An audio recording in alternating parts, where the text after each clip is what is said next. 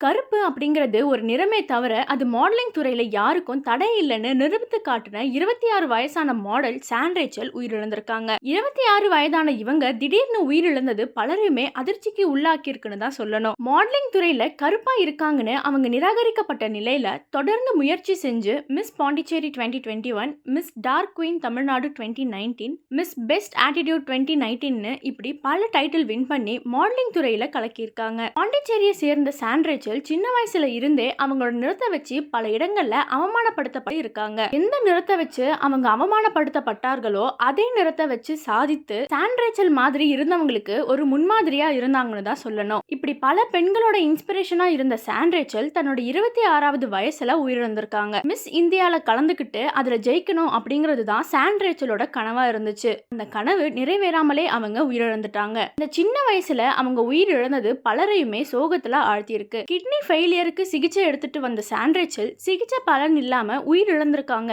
அப்படின்னு தகவல் வெளியாகியிருக்கு. San Rachel குடும்பத்தினரே அவங்களுக்கு என்ன பிரச்சனை, எதனால அவங்க உயிரிழந்தாங்கன்னு சொல்லுவாங்கன்னு எதிர்பார்க்கப்படுது. மேலும் சான் ரேச்சலுக்கு 1 வருஷத்துக்கு முன்னாடி தான் கல்யாணம் ஆச்சு அப்படிங்கிறது குறிப்பிடத்தக்கது.